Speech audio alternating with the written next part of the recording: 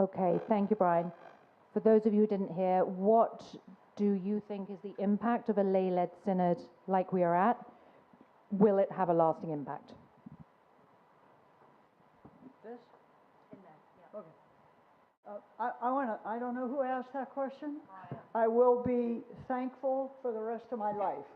I had a friend whom I valued deeply over the years who made it very clear to, I'm sorry, made it very clear to me that I think she called them clown shows like this one.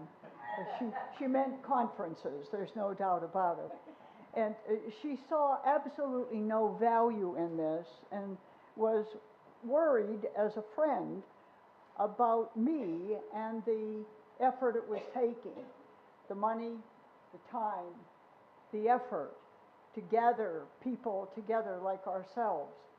I had to give that question, in other words, a great deal of personal attention.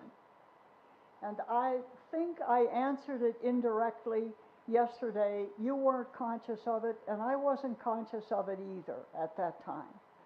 But I told you yesterday that discipleship is an element of change, and that we have had all of our lives, the word disciple has been translated for us as quiet and obedient. Neither of those words have anything to do with the way Jesus and the apostles are presented to us in the scriptures. In other words, they went out and they made trouble in every group they found, every conference they ran, every piece of food they did not have to eat. They fussed and carried and pushed and went back again the next day too. You're here as disciples. I saw it in your faces yesterday. It almost worried me because I said, I've wasted a great deal of time with these people. They know exactly what I'm talking about. They do not need to hear it again. But the fact of the matter is, we all do. We all do. And when Mary talked to you about baptism and when you go to the fount and who is making the promises and who is doing the work, that's an act of discipleship in the church. It is the coming together of all of us to hold one another up. Now, kids, I've been at this for 57 years. I'm tired. But I came because you were coming. And it is that drawing together.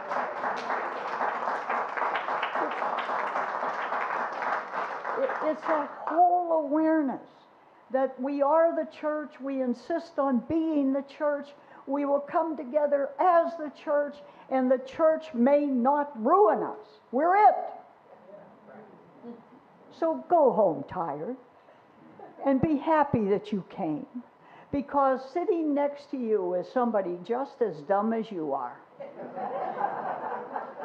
They spent this money, make this journey, said to themselves, somehow or other, I think I've heard all of this before. Right.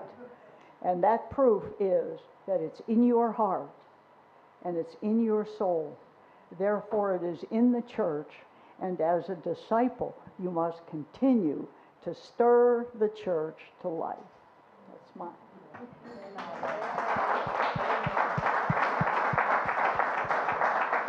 You want to take that, Mary? Just add about the value of events like this. The nearest event that I can think of in recent times was Root and Branch from Bristol in 2021. And I guess many of us were asking then, as the whole synodality show started to gather momentum, what would we add to it as a lay synod? And I can safely say that at that time in 2021, huge efforts were being made to restrict, if not stop, the German synod. Huge efforts by Pope Francis, by Cardinal Bolette, by the Curia. They were being told that their synod, which they had initiated in good faith, based on things that Pope Francis had encouraged, they were told that their synod was illicit. And they were discouraged. If you remember, the Pope wrote to them and told them he would prefer if they did not talk about things like, for example, women's ordination, the inclusion of women, LGBTI blessings for gay marriages, for LGBTI inclusion. He wanted them to talk about evangelization. And they wrote back and said to him, you talk about evangelization, that's fine. We'll talk about what we want to talk about. There was such disrespect for their freedom of thought and opinion and conscience. The same thing when we were starting down the road of our lay synod, nobody wrote those letters to us because they thought we weren't worthwhile. We were outside of any known system, which was great because then we could operate in freedom. And one of the things that we said very emphatically to all those who would take part in the Synod of Bishops' journey of synodality, which has come to some kind of a pit stop here in Rome this month, we said to them, do not listen when you are told you can't talk about X. If you want to talk about it, make sure that in your synodal groups at diocesan level and at national level that you are free to talk about it. Insist on your freedom. Insist on your freedom of opinion, your freedom of expression. And what I can say safely is that thanks to the Germans' courage and thanks to the message that radiated out across the world from Root and Branch in 2021, that is precisely what happened. That's the value of this today. That's the value of what happened in 2021. Believe this is a leaven that grows.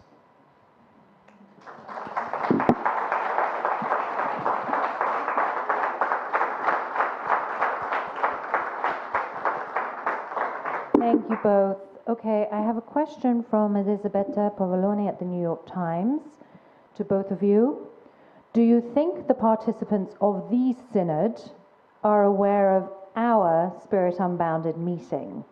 Do you think it will have an impact on the participants of the Synod of the Bishops? I don't know where I'm pointing. But. Well, that's like asking whether or not if you gathered a regiment of soldiers with nuclear materials in their pockets, would anybody pay any attention? Would the word get around? Of course it will. Of course. This is the beginning of the laying of the tarmac of a new church. And as long as you make it new, it will stay new until it is growing into something else. The philosopher Boethius writes, I'm thinking about in the 3rd or 4th century, every age is a dream that is dying and one that is coming to life. You're not here to stamp yesterday on the church. You're here to make sure that it can go on growing. And it will grow through one thing for some of you and for other things for the rest of us. This is the charge in the soul of the church. This is where the ripples of the understanding of the church happens. And you are its disciples. You are the people who must come out of this place and begin to open ridiculous conversations with your nature, telling them why you came, because they'll tell somebody else and somebody else will tell them. We are a plant. We're growing. This thing, this week, is not a week-long conference. It is a beginning of a growth in yourself that you will pass on whether people get it wholly or not. I told you yesterday, to you as a group, you must go back and begin to stir.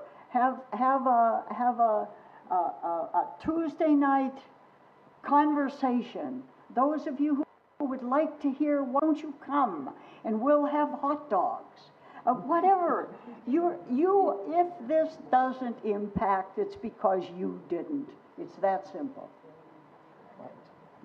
Well, I took the precaution of sending my speech to some of my people, the people inside the Vatican. So I know at least they have that much. I sent a copy of the text, rather cheekily, to a number of members of the synod that is assembling at the Synod of Bishops, and whom I knew, people whom I trusted, actually, to take care of the words, because there are good people in there. And if there weren't, I'm not even sure I would be here, to be honest, because I might have given up. But I do believe there are good people in there. I believe there are Machiavellian people in there too, who have, who do not necessarily have don't share our views, and would probably see us in many ways as subversive or unhelpful. But on the other hand, I am hoping that there will be space in the Synod of Bishops for the kind of openness that we have had here, despite the fact that the doors are closed. And I'm hoping that those voices will be heard. I'm pretty sure that at the press conferences, particularly from today onwards, they will be increasingly those who are answering the questions from the press on behalf of the media, the people who are answering the questions on behalf of the Synodal Assembly. More and more it will be put to them what was said here over these days. That they will not be ignorant of it. Already the press today has been very generous in its coverage of what was said here. So it will not be ignored. I do not believe it'll be ignored, even inside the Synod. Thank you. I have another question from a journalist online. The username, The Thing, which she has just clarified, and I'm so happy about it. Her name is Sarah Stutte from katholisch.ch, Switzerland. Thank you, Sarah. So her question is, what do you both think about the imposed duty of secrecy of the Synod of Bishops towards the outside world? Isn't this counterproductive at a time when people are demanding answers? Well, can I just, beg your pardon? Can I just reflect for 1 second on where secrecy brought us to in relation? I mean, it really worked, didn't it? It has been such a bad deal for the church, secrecy, repression, suppression, for whatever reasons. We only have to look at one of the reasons why we have the crisis in the church. It's a crisis that was caused, yes, by clerical child sex abuse, by episcopal mismanagement. What was at the heart of that mismanagement? Secrecy, lack of communication, fear of communicating, determination not to communicate. I see all of those things at work in the Synod of Bishops. I see the failure to open the doors, to put it all online, to allow us to see the great spectrum of discussion and debate. I see in that fear, and worse than that, I see a distrust of the people of God, and an even worse distrust of the Holy Spirit. So my view of it is that it's unhealthy, not just unhelpful, but actually unhealthy. Yep.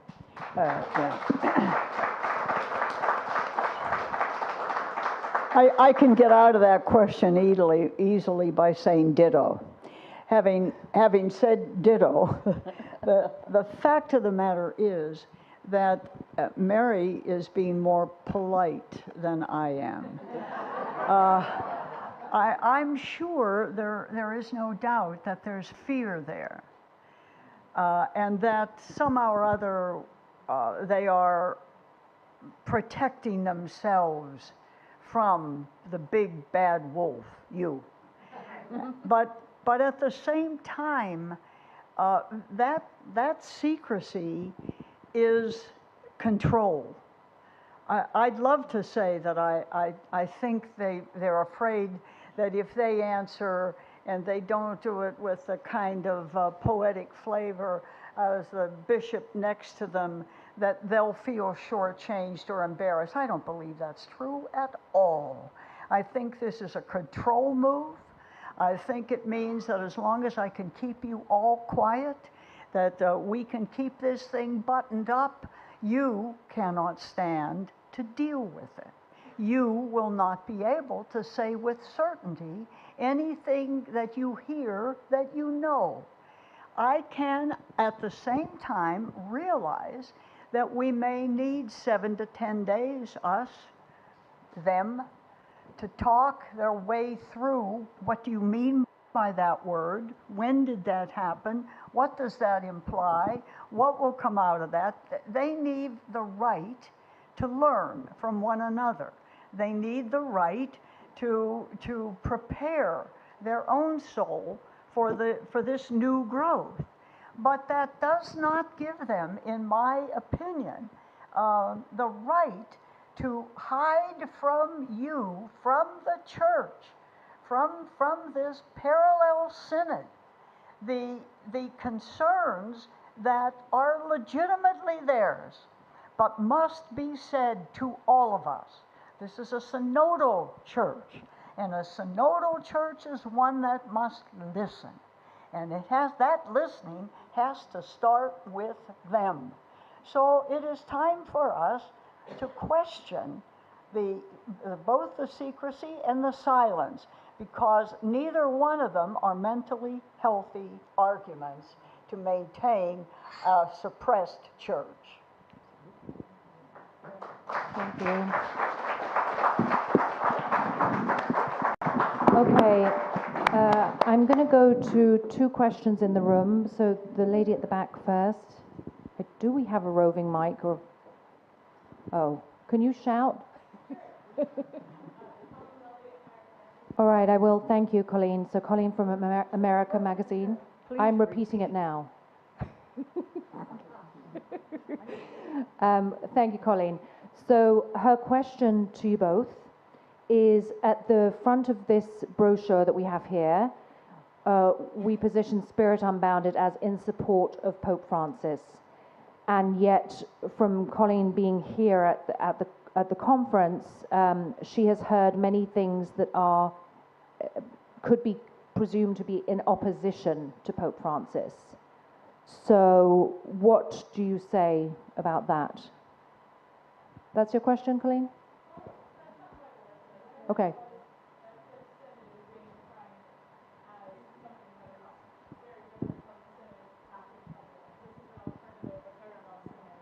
So if that one is Pope Francis's synod, why is it important to have this one? And to what extent is this is in support of Pope Francis? Okay, Colleen, 3rd time lucky. Do it again, please. All right, my question is, Spirit Unbounded is defined as, okay, Lord, as in support of Pope Francis. Pope Francis's synod is happening across the street. This synod seems to understand itself as being a very different event from that one, even an event defined in opposition to that one. And so I wonder why choose to define this one as in support of Pope Francis. What does that mean? I'm very happy to answer that. If you remember, when Pope Francis came into office in March of 2013, he introduced the idea of synodality. It was completely new. That is an expression you will not find anywhere defined. Vatican II, Code of Canon Law, completely new. In fact, the International Theological Commission said they didn't really know what it meant. So, but what he said was he did want to see synodality develop. And he encouraged groups, and in particular dioceses, to consider, and episcopal conferences, to consider initiating synodal journeys in their own jurisdiction. And I see this as part of that, a response to Francis's call for synodality. Synodality and synod, while a synod of its own nature may be an event, time and time again it has been pointed out that in fact what we're engaged in is a process, a journey, not necessarily with a series of destinations, but a journey that begins to build up communio, companionship, consensus. That's what it's about, and that's what we're about. And we do not see, I certainly don't see us being set up here in opposition, but I do see us having a role to ensure that what happens in the silence and secrecy of the Pope's Synod on Synodality, that does not kick cans down the road. And we all know what the cans are now. We've had 2 years of defining, you know, we've drawn them as well as Andy Warhol's bean cans. We know what they are now. We know what it says on the tin. And we want to be sure that that is actually what is being discussed there. And that when we do get out the far end in 2024, that we'll recognize at least that part of the end of the journey. We'll recognise that part of it. For example, in Ireland, in my own country, when the synod is finished in 2024, our bishops have said, we will have a synod. So the process we are engaged in doesn't have really a beginning, middle and end and series of oppositions, but rather parallel strands of thinking. And for me anyway, what's happening in the synod across the way, part of the reason we are here, in a sense, is to keep them honest, to make sure they honour the existing discernment of the people of God that is so strong. The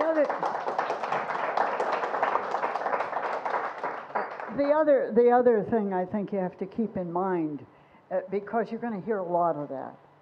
I don't believe it will be just a little bit. I'm an American, and we have pods of bishops who have been resisting Francis since the first day he walked in. The Holy Roman Catholic Church has a very holy history of undermining its papal elections. Hildegard of Bingen lived under 10 popes. Seriously. So I think that strain will as Mary says, it's going to stay up there unless you yourselves begin to confront it where you hear it. This notion of undermining will only injure us if we allow ourselves to be undermined. So don't. Thank you both. Over to you, Synodal Times.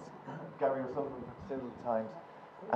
Thank you. Yeah, I could shout as well. But Mary, or the panel, Pope Francis he gives it one hand and he takes it with the other, I think. Under his pontificate, we were told that they can't bless sin when they were speaking about gay people and gay blessings. And also, he answers to Dubia then and says to the Dubia cardinals that actually I've an openness to blessings. And he didn't repress the Belgians when they started doing it. But so what are people in this room, I suppose we call it reformer people, we're reformers and we want to see reform in the church. But is Pope Francis the great reformer that we kind of hope he is? But then he doesn't seem to be he contradicts himself. He's a paradox. Would you agree? We dubbed him in our house Flip-Flop Francis, because that's been our experience of him. Who am I to judge? Actually, that was great and hopeful, and a lot of people took comfort from it until we realized he wasn't prepared to sit behind the desk and change the judgment that only he as Pope can change. We've seen quite a number of instances of that, where he has been essentially caught out by a tendency to want to be the populist who is loved. I think in particular of an event where he was coming back from, an event in South America, where a young woman had told him that she had an abortion and she was desperately worried about the salvific fate of her child. which is wonderful to hear in some ways because we never talk about salvation nowadays, do we? So he said to her, "Oh, don't worry, your child is in heaven." Now, her little baby was aborted, and obviously the fetus was not baptized. What he told her was what she, I'm sure, wanted to hear, and coming from a pope, it surely was important. It was also not what the church teaches. The church actually teaches it does not know what the salvific fate is of the millions and millions and millions of babies who die by natural miscarriage, by abortion, by stillbirth, and are unbaptized. Because they're unbaptized, they still have, according to our great Aquinas, they still have original sin. And people who die in a state of original sin go to one of two places. They go to heaven or hell. And so what our International Theological Commission came up with only a few years ago was, well, that's a very hard message for parents to hear. It's a ridiculous message, actually, but for a church that's supposed to talk about a loving God. So what they say there is, actually, we don't know, but we do hope that God's mercy kicks in. And that if God's mercy kicks in, we hope then that the child will have a good salvific outcome. I mean, it's a load of, when you think of the investment they make in civil rules and laws in relation to abortion, and they can't deal with this, which is about salvation. And Pope Francis just wanted to be the populist. He could change it tomorrow. He's the man who could change the teaching that would give all those parents, give all those babies that everybody, all the hierarchy fights so strongly for their right to life, but won't fight for their right to salvation, will not fight for their right after death to salvation. So, Francis he's an enigma. He's not strategic. He's wild, messy. And somehow in the messiness of all this, I see the hand of the Holy Spirit at work, because it's created, like it or not, he has created space that we have been yearning for, dying for, trying to create, couldn't create, but he has somehow helped us to find it. So in that respect, I'm so glad of him, glad that we have him, but honestly, he drives me mad.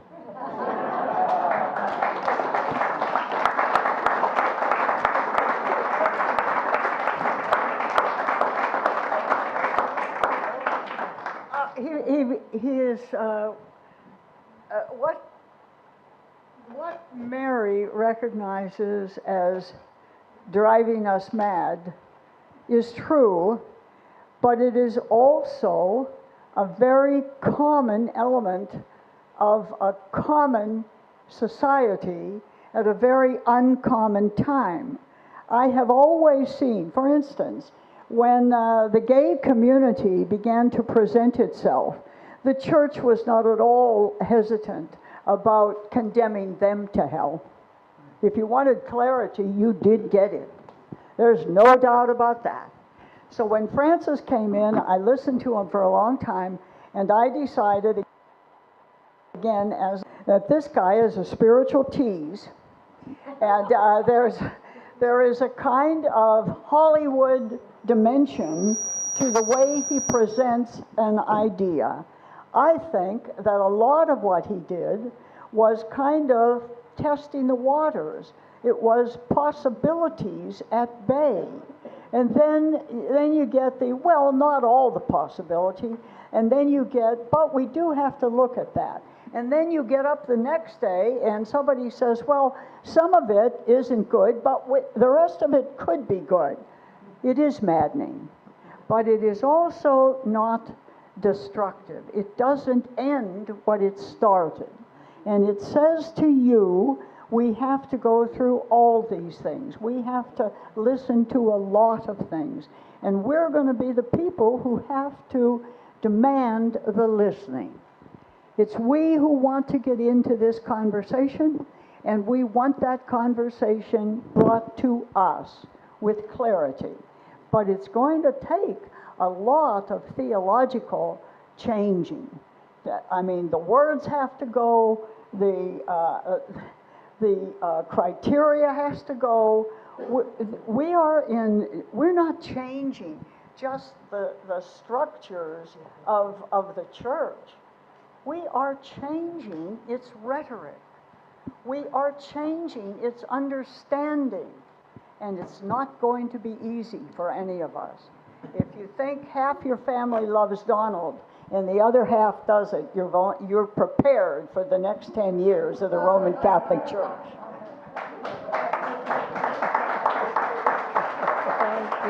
Thank you. Okay, we have time for just one more question. We've got 3 minutes. So another question from Elisabetta, and then I'll go from the question that just came in. So Elisabetta, I've been struck that for the most part, the participants in Spirit Unbounded, at least those who came to Rome, I don't know about all over who's participating, are Anglo-Saxon or German. Aren't Germans Anglo? No, they're not. Anglo-Saxon or German. Do you think that the drive for reform is stronger in these countries? Oh, right.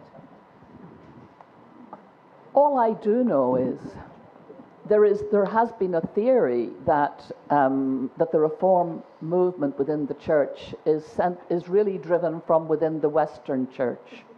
And that certainly looked the case because the most visible damage to the church is evident in the Western church. I don't need to rehearse all the things that are evident.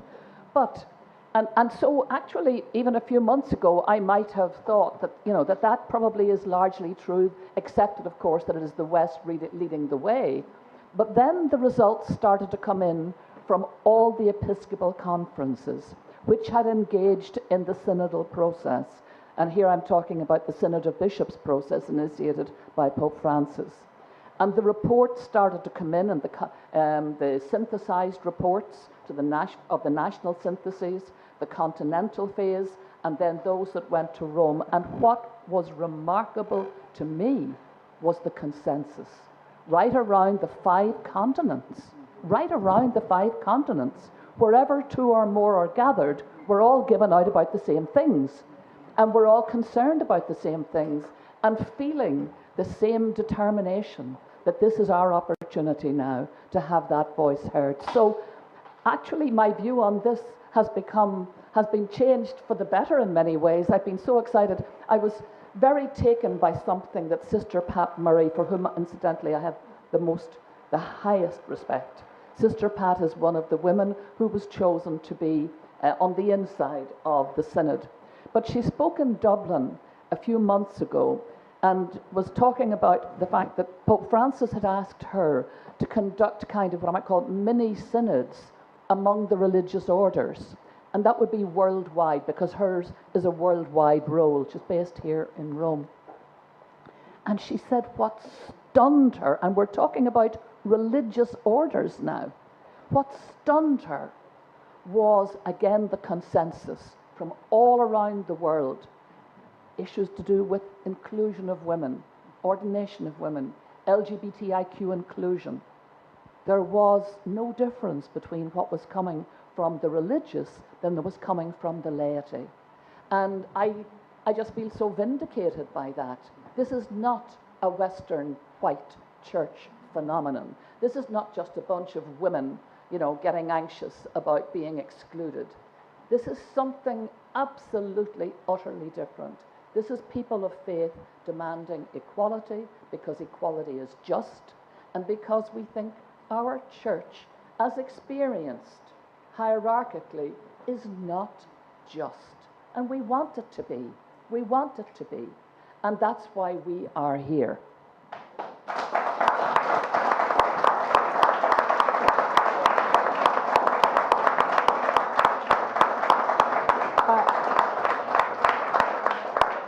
There's nothing that I can see or have experienced that can be added to that. I simply want to make the point that as we go into this, we have to listen clearly for the Holy Spirit. Now, when you have a global response in 5 arenas and all of the topics are the same, You'll have to talk to me long and hard to tell me that the Holy Spirit is not with us in this. God bless you all.